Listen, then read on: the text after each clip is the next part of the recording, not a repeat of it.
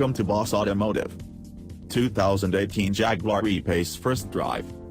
Panther continues pushing into Land Rover domain, yet with simply enough contrasts. Beauty, space and pace are the qualities organizer William Lyons said make up a Jaguar. Were he still with us today, he would presumably include an exceedingly productive decent variety in the smaller hybrid utility section. At the point when Jaguar added the F-Pace to its lineup 2 years back, it multiplied the organization's deals very quickly. Like it or not, hybrid utility vehicles are moneymakers. So adding a greater amount of them to any carmaker's lineup just bodes well, notwithstanding for the organization that brought us such games auto symbols as the C-Type, D-Type, E-Type and the XJR14. Along these lines, submitting to the unavoidable global control of the CUV, and following the benefit-busting F-Pace, tadaa, here is a 1-foot little Jaguar E-Pace. The E-Pace bodes well in various ways, not the minimum of which being that Jaguar is building it on the mutual JLRD8 design that we've just observed underneath the Range Rover Evoque and Land Rover Discovery Sport. While the hood, rooftop, front bumpers and rear end are aluminum, the adjust of the D8 engineering is hardened, generally reasonable steel. It spares Jaguar cash, however costs the E-Pace weight dash. At a heavy 4,176 pounds, the E is more than 150 pounds heavier than the more aluminum Sirius F-Pace. Life's loaded with trade-offs. And keeping in mind that whatever remains of the world gets a couple motor decisions, including a diesel, we here in the US should manage with only one petroleum power plant. In any case, it's a fittingly sufficiently intense motor for the activity, the 2.0 Ingenium twin-scroll turbo 4-barrel. We will have a decision of two variants of it, one making 247 horsepower and one 296. It sits transversely in the engine, dashed to the apparently universal ZF 9-speed programmed, which accompanies helpful and energetic horse shifters, as you may expect in a Jag, even in a hybrid. Up to 100% of motor torque can be sent to the back haggles there to either singular back wheel through wet grip packs on every half shaft. Front wheel torque is part utilizing brake application. The E-Pace controls and circulates all that power and torque with an assortment of electronic guides. The one with the most potential for the sake of entertainment is the dynamic driveline, like the framework found in the Ford Focus RS that sends all the torque to the back haggles. You float your auto to your heart's entire spending substance. More on that in a minute. So how can it drive? On my first stretch in the driver's seat over cleared two-path twisties, it felt sportier than its stage mates the Evoque and Disco Sport, as you'd anticipate from a Jag. Panther says the E-Pace goes up against the Mercedes GLA, Infiniti QX30 and somewhere close to the BMW's X1, 2, and 3. All alone, my initial introduction is that the E-Pace, as its rivals, gropes set for rural solace, not mountain two-paths.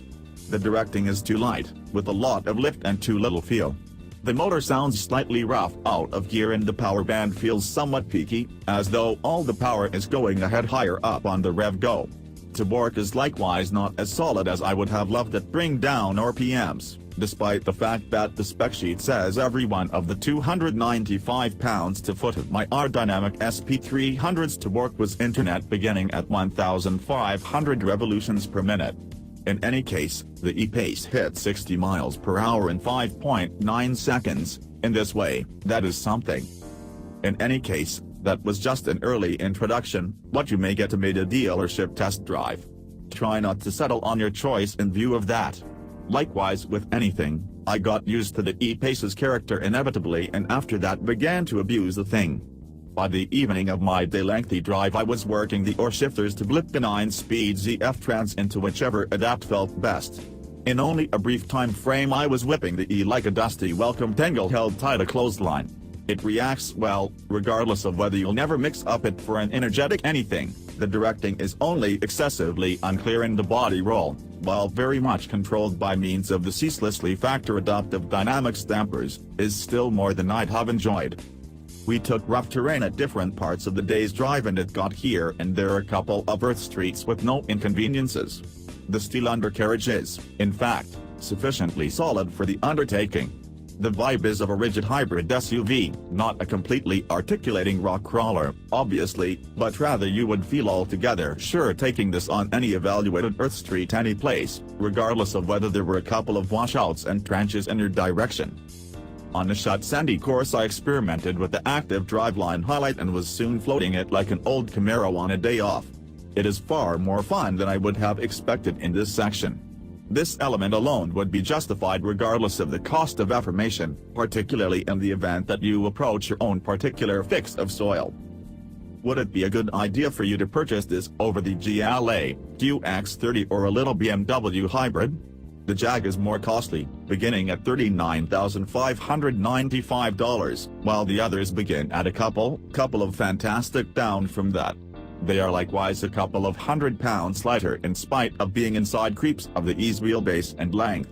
The Jaguar cachet is surely worth something, particularly on the off chance that you circumvent articulating a Jaguar and seem like you hear what you're saying.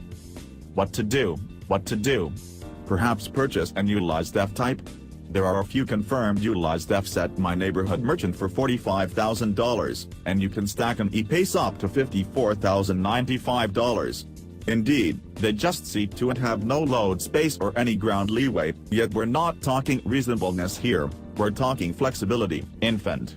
Approve, that is appalling guidance for a KIV client. Or on the other hand is it? At last, one irregular commentary to a generally fun day's drive, the hood airbag detonated on me despite the fact that I didn't hit anything. This European just framework is intended to ensure people on foot in effect by raising the hood and putting the swelled air sac at an accepted purpose of passerby headway. US E-Paces likewise have a passerby standard, yet it is met without the airbag. So this isn't generally applicable to us. There were no people on foot any place close to the auto. I was driving on a cleared, sloping, mountain two-path street and eased back abruptly to take a left-hand turn into a stopping region. The ABS was not working as I hindered. I was not stepping on the brakes, simply going ahead them somewhat hard. On one edge of the passageway to the stopping territory was a wooden post. I was around 10 feet from the wooden post, going left into the part when this enormous, wide airbag under the trailing edge of the hood all of a sudden and savagely swelled outside the auto where the back of the hood and the base of the windshield converge. The hood itself was raised a couple crawls on that trailing edge by pyrotechnic inflators. I proceeded into the stopping region and stopped. I never hit the post or whatever else and I knew I wasn't going to. On sale, now. Base price, $39,595. As tested price, $54,095. Powertrain, 2.0-liter turbo i4, 9-speed programmed, odd. Yield, 247 horsepower at 5,500 revolutions per minute, 296 pounds-to-foot at 1,500 to 4,500 revolutions per minute. Control weight, 4,176 pounds, manufacturing. 0 to 60 miles per hour, 6.6 seconds, manufacturing. Experts, drift mode. Cons, heavier and more costly than the opposition.